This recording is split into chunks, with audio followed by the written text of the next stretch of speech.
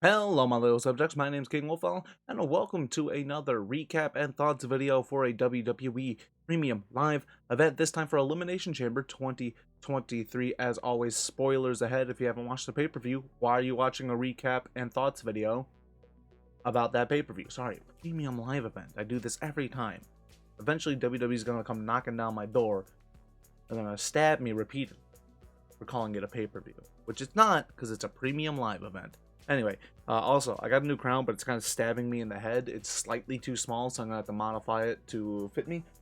So until I do that, Reginald, you're going to get an extra crown. So 2 crowns for Reginald, just like our undisputed champion, which we will get to at the end of this video. So the show started with our Women's Elimination Chamber match. I thought it was a good match to start with. Very high energy, a fun match to start with, and I think... you'll hear what I have to say about the men's one, but I think this felt like a good starting point for the show. So we have Natalya versus Nikki Cross versus Asuka versus Liv Morgan versus Raquel Rodriguez versus Carmella. I had predicted Liv Morgan to win this just because I thought Liv Morgan versus Bianca would be more fun than the other options. But we will get into the victor and why I think Liv was the right choice as I recap this. So we started with Natty and Liv in the ring. There wasn't a ton going on. Raquel Rodriguez came in, took full control of the match. By the way, I am going off of my, notes. I have a ton of notes. So I'm trying to not spend a whole ton of time on each of these matches. There was a fun spot where Raquel Rodriguez was kind of backpacking Natalya and had Liv Morgan up for a fallaway slam. So then Natalya sunset flipped Raquel into the cage wall, which also threw Liv, which is a really fun spot.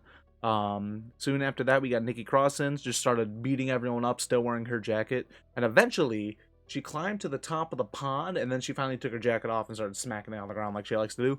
And with 2 people still yet to enter the match, Asuka and Carmella hadn't entered the match yet. And Nikki Cross decided, I'ma just crossbody Natalya, Raquel, and Liv. So yeah, Nikki Cross does a top of the pod crossbody.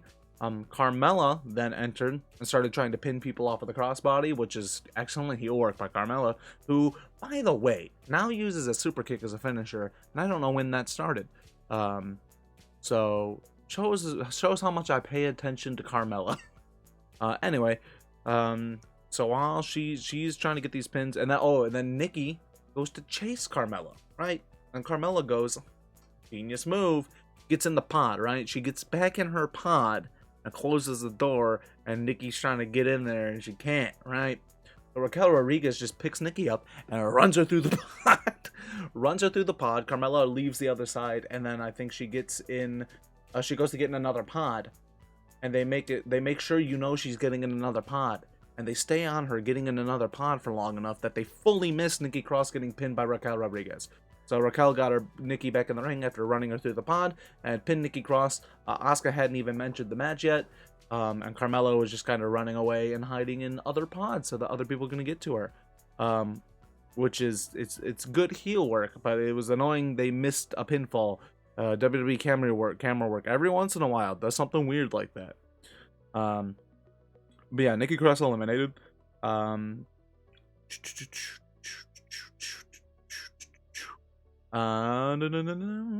got ahead of myself in my notes. So Raquel Rodriguez I think she was punching Natalya in the corner. So she was standing up on the top rope, and Liv Morgan was up on the pod. I don't remember when she got on the pod, but she was on the pod. I think she was running away from Raquel or something. And then she fully sunset flip powerbombed from the pod, hit Raquel, she jumped off the pod, sunset flip powerbombed Raquel off of the top rope, and just sunset flip powerbombed her off the pod. That was awesome. Carmella goes to pin Liv, and then 2 count. Asuka comes in, immediately goes after Carmella to chorus of cheers from the crowd that are tired of watching Carmella do heel stuff. We have Natalya put Liv in the sharpshooter, and then because it's Montreal, you had to have the Canadian putting people in sharpshooters. So Natty puts Liv in the sharpshooter, brings it to the middle of the ring. Liv kind of tries to claw her way out, gets dragged back to the middle of the ring, and then Asuka puts her like modified Fujiwara armbar on her, and Liv passes out in this double submission, which sucks for me because I had Liv as my choice to win this, and she's out second. So yeah, she fully passes out from the pain. The crowd booed her, like full booed her being eliminated. But I think it worked out because they got really behind Asuka after this. Because I think the crowd, at least the live crowd, was split between Liv and Asuka for the most part. It seems like they were getting cheered over everyone else. I don't remember if Nikki got booed when she got eliminated, because I was mostly focused on Carmella. Like, the camera was on Carmella, and I was focused on the fact that they missed the pinfall. So after Liv got eliminated, I think it was just Natty, Asuka, Raquel, and Carmella, and the crowd was really only cheering Asuka, which is funny because they always parade Natalya out for these Canada-based shows because she's from Canada, she's a heart, and it's just they didn't care. They cared when she came out, and then in the match they were kind of like, "Ooh, yay, Natty, you're here."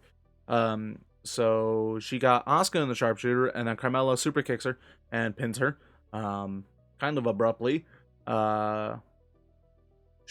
Let's see.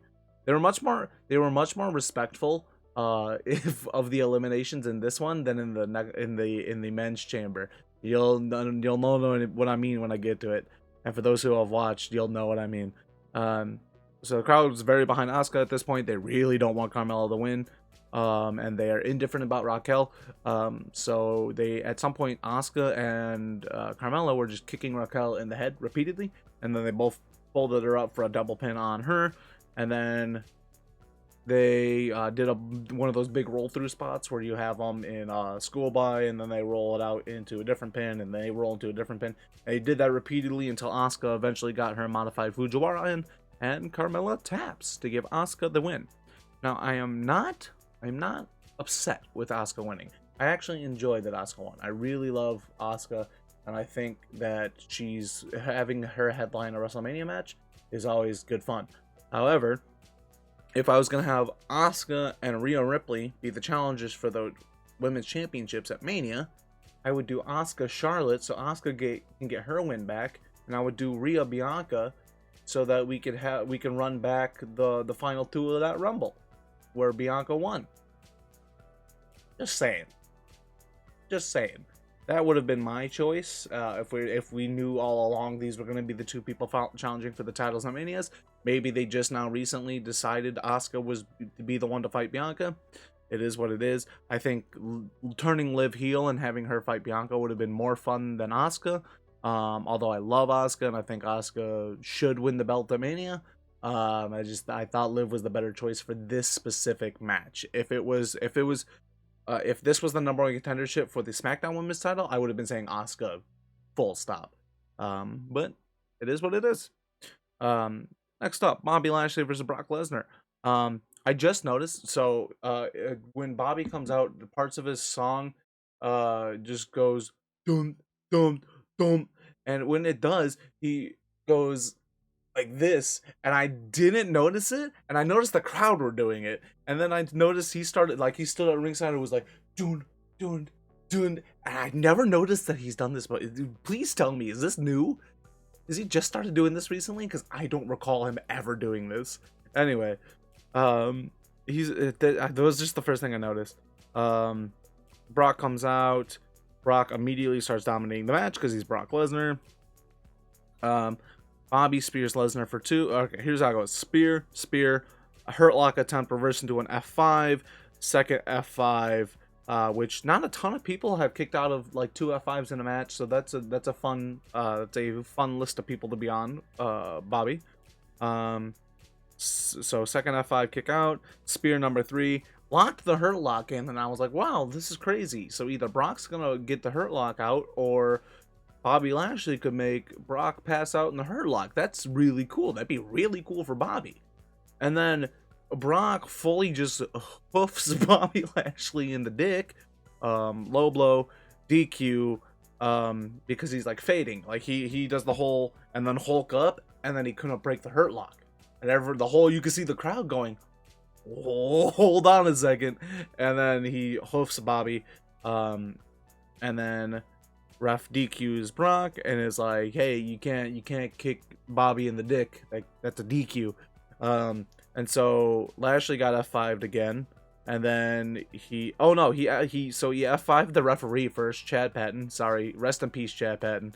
He got F5'd, and then Lashley got F5'd again, and then he F5'd Bobby through the announce table, and then he pulled Chad Patton out of the ring and F5'd him on top of the broken announce table. And I wrote here in my notes, can't wait to hear about how much of that was unplanned. And then I saw on Twitter, like right before I started this video, that the second F5 to the outside on Chad Patton was not planned. So, of course, because it's Brock Lesnar. So I wrote, technically Bobby wins the match via dick kick, but Brock definitely the one standing tall, so Bray versus Brock or Bray versus Bobby at Mania, ? Because if you remember on SmackDown, Bray was like, hey, Bobby or Brock, whoever wins, I want you at Mania. And Bobby won. He didn't really win. He won in the record books, but he didn't win. He did not win. He got destroyed. And I would much rather see Bray Brock at Mania. Personally, that's more interesting to me. Love Bobby Lashley. I would love to see Bobby Lashley doing something fun at Mania. If we're not gonna do Gunther Sheamus at Mania, give me Gunther Lashley at Mania. That'll be fun. All right. So in between this match and the next one, they're doing the Hollywood WrestleMania vignettes where they do the movie spoofs. So this one was Seth Rollins as the Joker, like the Joaquin Phoenix dance scene for the Joker, and then Becky Lynch came out as Batman, but she was wearing all black. She wasn't wearing a mask, but she was doing the Batman voice. You know the voice, the where is he? Where is he?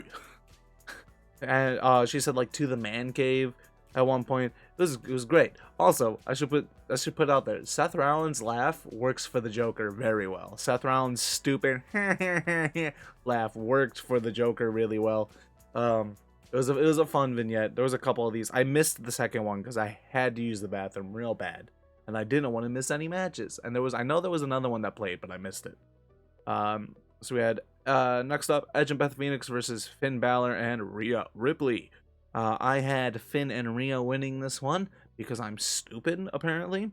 I put in here, the opening to Judgment Day's theme song cuts into video packages perfectly, because I think it's really cool when they're doing the video packages and they cut off, they do the promo cut off with the opening, like, few notes of the Judgment Day's theme song. It fits in the video packages so well. I love it. Edge gets a big old Canada pop, with the crowd singing Metalingus, which is fun. He was running around like a kid at the candy store. And Michael Cole pointed on a commentary, it's been 17 years since Edge has wrestled in Montreal, which is cool for him. Beth and Rhea absolutely murder each other with clotheslines, with neither of them going down. Literally, just think the Sami Zayn, Kevin Owens punch each other's spots, but with clotheslines, just smacking each other. The entire crowd was chanting "F you, Dominic," like the entire match. They were anti-Dominic at this show. Not a ton was happening. There was a spot where Beth Phoenix was up on the turnbuckle and Dominic was supposed to pull her leg down, but he fully botched it. So he jumped up like he was gonna do it, and Beth was looking at him, waiting for him to do it. But he saw the ref could see him, so he jumped back down and then had to wait for the ref to be out of sight before he did it. So he called his spot a little too early. But they saved it. It wasn't super noticeable, but it was noticeable. It didn't like ruin the spot, but they got it. So after he pulled Beth off the turnbuckle, Edge chased him out of the arena, and then the crowd were singing the na na na na na na hey, hey goodbye, right? They were singing that. As soon as they stopped singing it, Dominic came back out. Dude's like, his promo skills are awful. His in-ring skills could use polishing, but his mind for this stuff is genius. It was probably someone backstage being like, all right, now you have to go back out there. But his comedic timing and his timing with a lot of this heel stuff is so good. On some level, it has to be him doing some of this stuff, and it's great. So we had at one point Edge and Beth had Rhea and Finn in both in educators, which is kind of like a modified cloverleaf. For those who don't know the move, Rhea stopped Finn from tapping out, like he was going to tap, and she grabbed his arm. Dominic hopped up on the apron and like threw breast knuckles to Rhea, and she punched Edge in the head. Finn went for the pin. And sadly, Beth missed the. She was supposed to break this up, it looks like, because she broke it up late. Edge had to kick out of the brass knuckle shot. And the ref, like, that third count. Ever see a ref be like, this isn't the finish, and not confident about counting the three? So he went 1, 2. And he went to go count the 3, and Edge had to kick out, and then Beth hit. So it was another one of those things that it was botched, but it was not, to the untrained eye, wasn't as noticeable as you would think.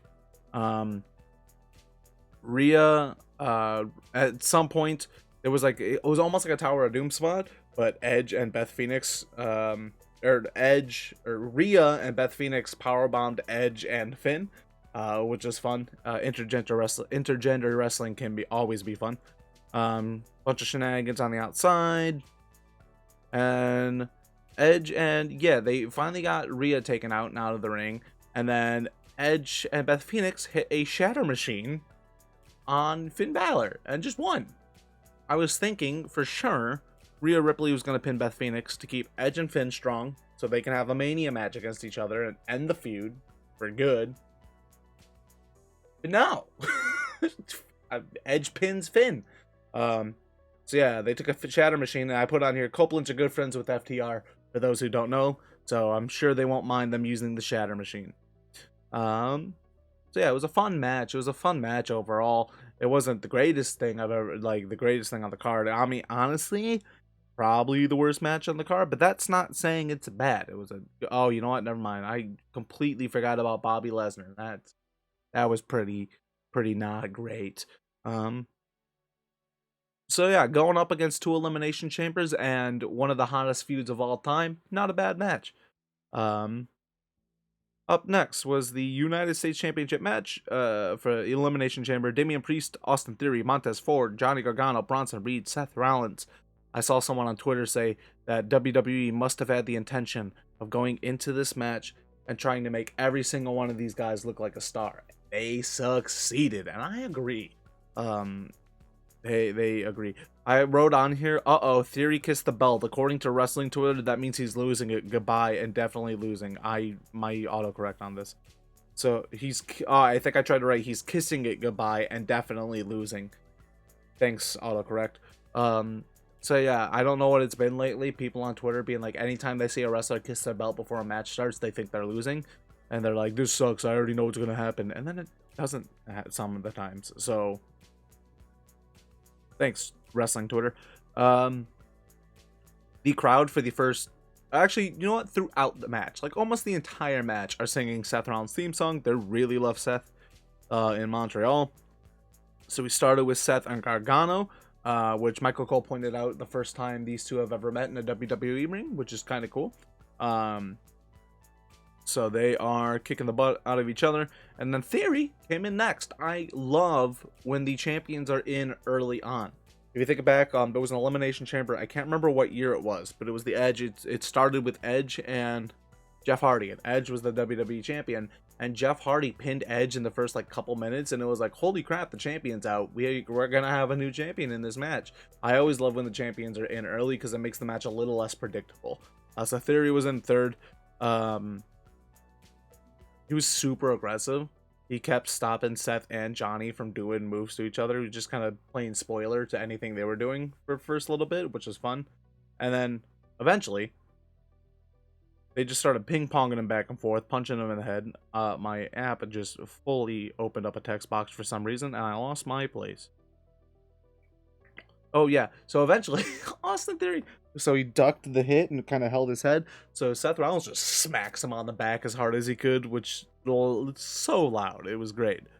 Then he's on the ground, on one knee, being like, ow, that hurt. And so he starts talking to Johnny, being like, come on, we used to be a team. We used to be a unit. We can do this. They don't care. And the crowd was singing, for anybody who thinks Austin Theory doesn't get this business. the crowd was singing Seth's theme song. So he looked at Johnny and he was like, listen to them. They don't care about either of us. They care about him. Come on, help me take him out, and maybe they'll care about you.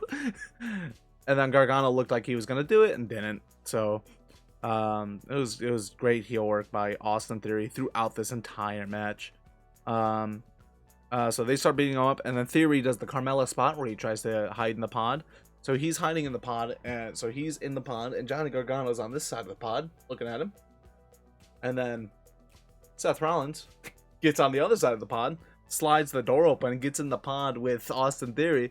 And Theory finally turns around, starts getting beat up, and then Johnny also enters the pod, and they just start kicking the crap out of him. If you guys ever seen the there's a video online of there's like MMA, they hold MMA fights inside like a phone booth. It's basically what it was.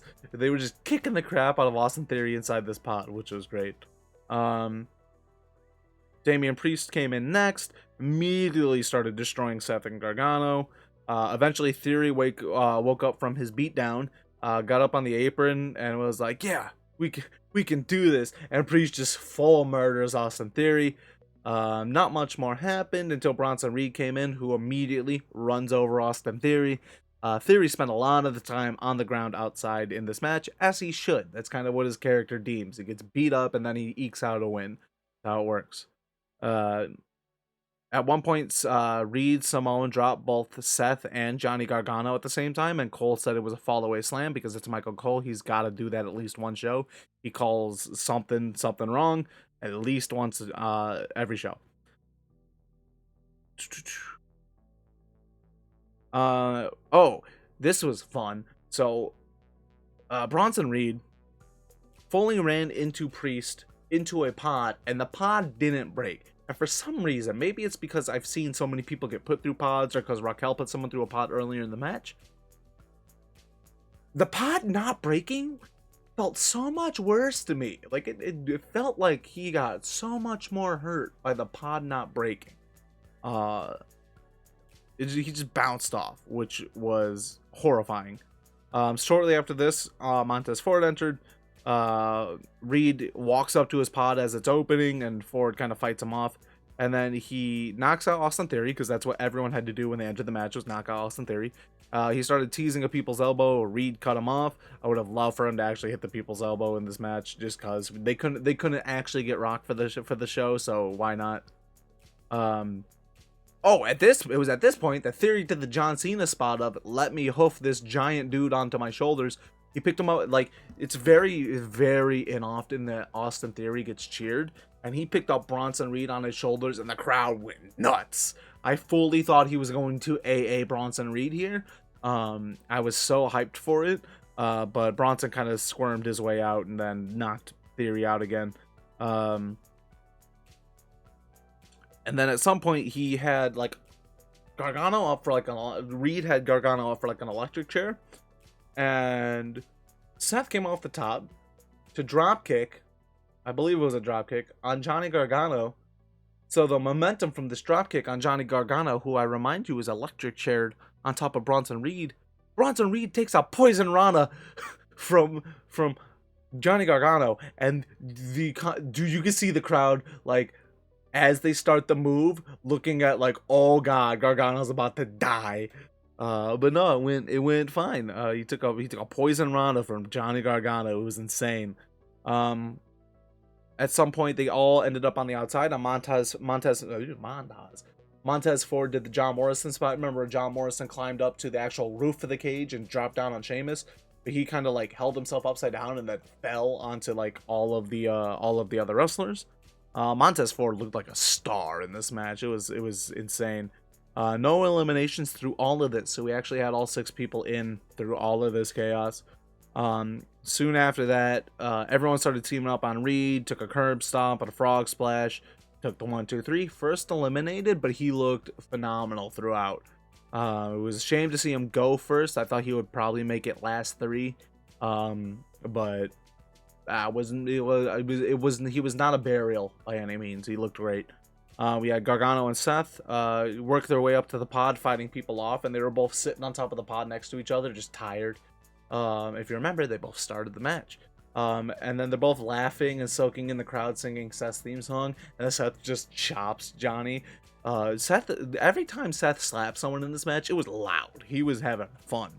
So Seth set up for, if you could see, like in my notes, I have like all caps for a bunch of stuff. And one of them is I wrote Seth powerbomb, and then in the next line says Johnny Hurricane Rana's Seth off the pod onto the other. So it looked like he was just gonna straight powerbomb, like jackknife him off of the pod, and then Johnny just Hurricane Rana'd Seth off of the pod, and no one caught Johnny, by the way. Johnny just went off the pod to the floor. Everyone else was worried about catching Seth. And then they kind of worked their way back into the ring, and Priest eliminated Johnny with just a razor's edge. There was nothing special to it. It was just a razor's edge. Crowd booed the heck out of him getting eliminated. I was happy he got eliminated, because if he didn't, he was going to get himself killed. Poison Ranaing Bronson Reed, Hurricane Ranaing Seth off of the top of the pod. Don't let Johnny Gargano do Ranas in any sort of cage ever again. Just don't let him do it. Tell him no. Whoever's producing his matches, tell him no.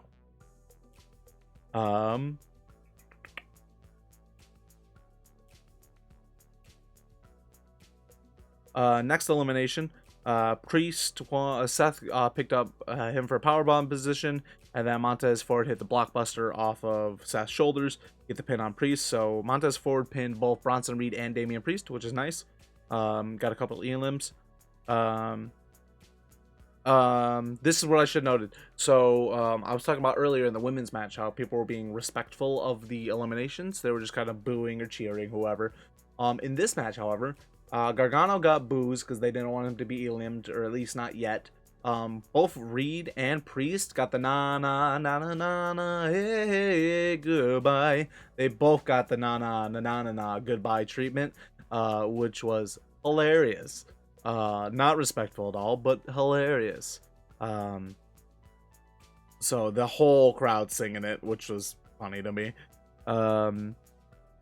Ford took a stomp in the ropes, so like he was dangling partway out onto the mats outside, and took a stomp, and then Seth kind of collapsed from the exhaustion, and Austin Theory pulled him in the ring, pinned him to loud boos because Montez was doing phenomenal, and they kind of sold that Montez was like out cold, so Seth and Theory started working more of the match, and then they were both looking over, and they kind of tried to sell it as if Tez was like actually hurt. I did notice when this was happening that he like reached up and like pinched the ref and like said something to him. So I knew offhand because I eagle-eyed paying attention to what's going on in the ring, because I was like the ref was the commentators are being like, oh, he's hurt. So when stuff like that happens, I try and keep a close eye on people, because you want to wish the best for the people that are in the ring. So he kind of telegraphed that that they were doing a spot, so they opened the chamber door and they put people in, and I realized it's Seth and Theory, the last two, and they still need to set up Seth Logan Paul for Mania. So I wrote in my notes, big crowd ovation as they stand forward up to carry him out of the chamber. And I put in parentheses, Tez pinched the ref's leg and said something to him before this happened. So here comes Logan Paul while the door is open. And then eventually Logan Paul runs in, hits a buckshot lariat on Seth. Then he actually hit a curb stomp on Seth. And then he got back out of the chamber. The refs got him out of the chamber, and he just kind of climbed part of the side of the chamber and was laughing at Seth as he took an A-Town down and got pinned. So we had Austin Theory defend in the chamber. And I put in question marks, best chamber. If you take away the interference from Logan Paul, best chamber ever? Probably not. I haven't watched any of the other chambers recently. I should have. In preparation for this, I should have watched all the old ones. I think it's the most fun one we've had in a long time. Best ever? Maybe not. But it's up there. It was a very good, fun chamber, and I think Austin Theory winning was correct, especially if you can get Cena for Mania and you want to do Theory versus Cena, you have to have Theory win here, because doing a U.S. Open challenge for the belt of Mania and having Cena answer, it would just be a ton of fun, right? Even if Cena loses, it'd be actually be more fun if Cena won, because what do you do from there? But yeah, very insanely fun chamber, and that's why I'm happy the women's one went on first, because I would not have envied the women having to follow up that chamber. And then right before the main event too, it shows you how over Sami Zayn is, that the crowd was not burnt out from this at all for this match. I wrote in all caps, Roman out first, exclamation point, question mark. Uh, because like I think I mentioned it in my NXT one. You always champion, the most important person should come out second. A champion should come out second. The only two people I think who have ever entered second over Roman have been Goldberg and Brock Lesnar. Arguably the only two people he've ever faced that are bigger stars than him. At least they were at one point. So Sami coming out second was insane to me. The moment Roman's music hit, I like wide-eyed, like, excuse me?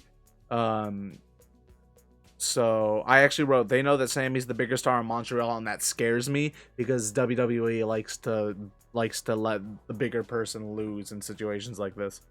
The boos were so loud when Roman came out that the music got quieter. Like, they muffled the music with how loud they were.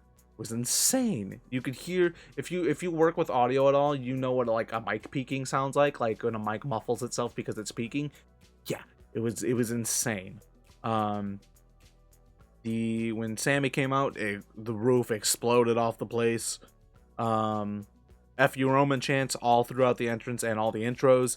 No Solo, Sikoa, or Usos at the ringside to start the match. Actually, Solo wasn't there at all, which was weird to me. I put in parentheses, Usos have been cleared to enter Canada according to the internet, so we'll see.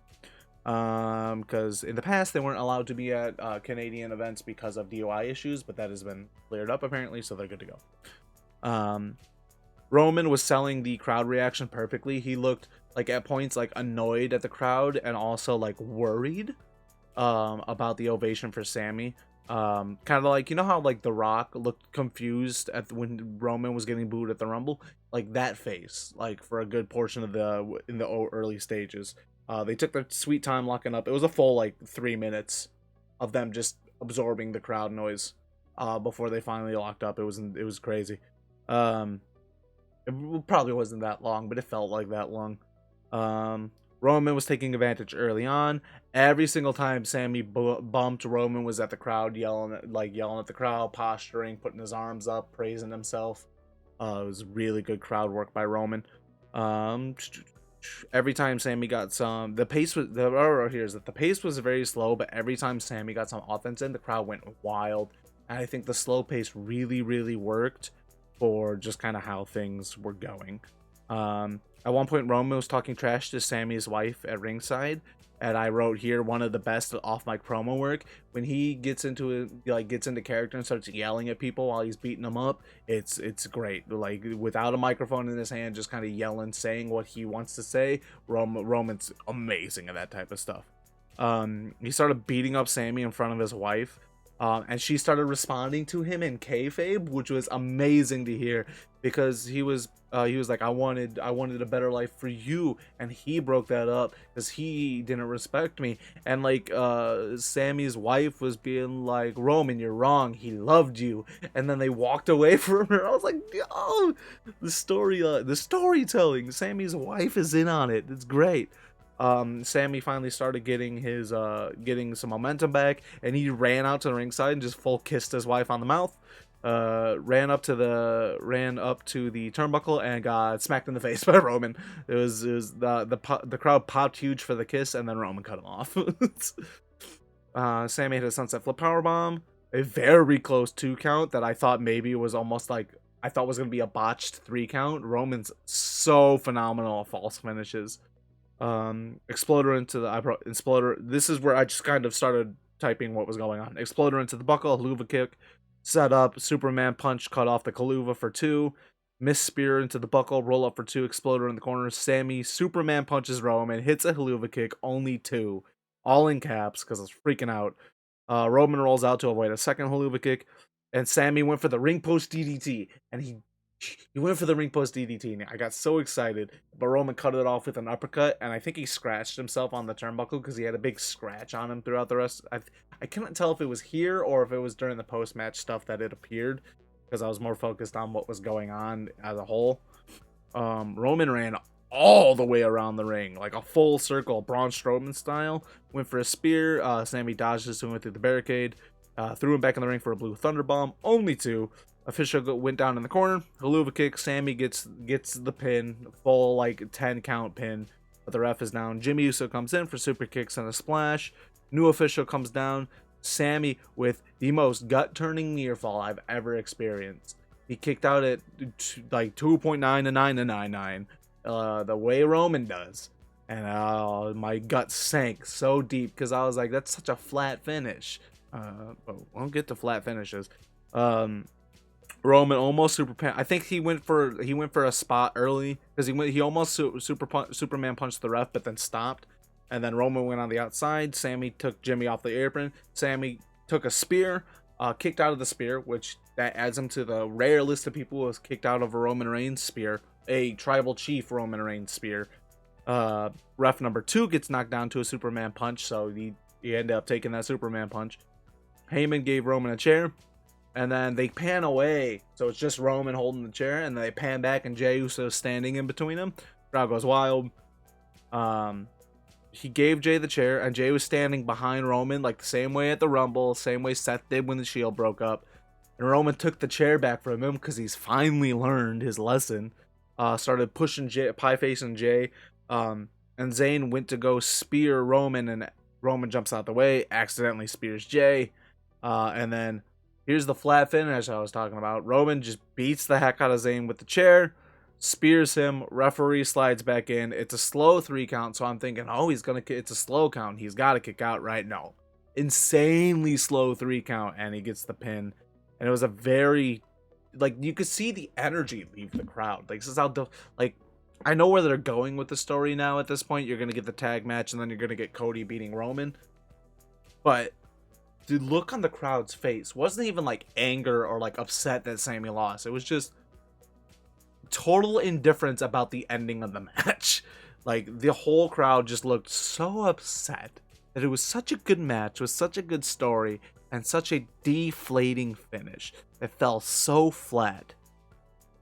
And I get the Sammy spearing Jey thing because Roman could easily manipulate Jey into thinking Sammy did that on purpose, right? And then you can get your tag match out of that. I was firmly in the camp already that the tag match was the way to go with Sammy because you want Sammy versus Jey at Mania anyway. So I was already in the give them the tag match camp, and now you have a reason at least to kind of provoke Jey to stay with the bloodline and go for that tag match. But it felt weird.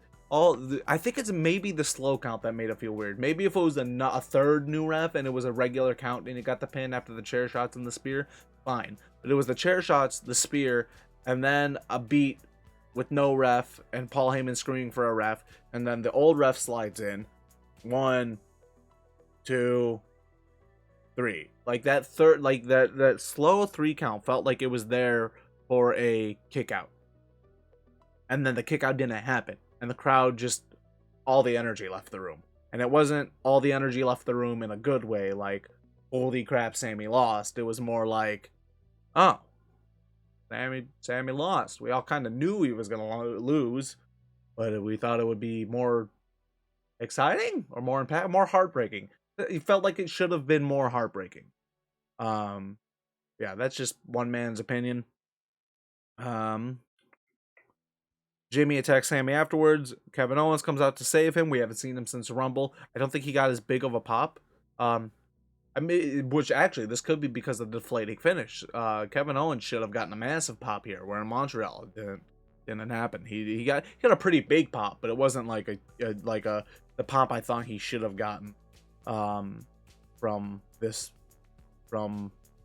what this was. He pop-up powerbomb Jimmy through the table. Heyman, this is funny though. So Kevin Owens is in the ring, like squaring up to Roman, who's like barely able to stand at this point. And Heyman starts like punching Kevin Owens in the back, and he turns around, stuns Heyman. I think when he came in, he stunned everybody right when he came in. I missed it because I was like looking at Twitter, seeing what people thought about the finish. So Heyman starts trying to punch KO. He eats a stunner, and then they end the show with Roman standing in the corner, barely able to stand, and Kevin staring him down. And he notices Sammy in the corner behind him. And there's still tension between the two of them because of everything that happened to Kevin before Sammy turned on the bloodline, right? So there's still that tension there. And Kevin steps out of the way to let Sammy haluva kick Roman, and Kevin just leaves as the show closes with Sammy haluva kicking Roman. The crowd, you send the crowd home happy, but not as happy as they could have been. And I don't think Sammy winning the world title was the right choice here. It would have been a good choice. You have two paths, right? You have the go give the belt to Cody Rhodes path, and you have the triple threat path, right? And I think either of these paths were fine, but I prefer the Jey Uso versus Sammy path over the Jey Uso as world champion path for right now. I still want Sammy to be a world champion before he calls it quits.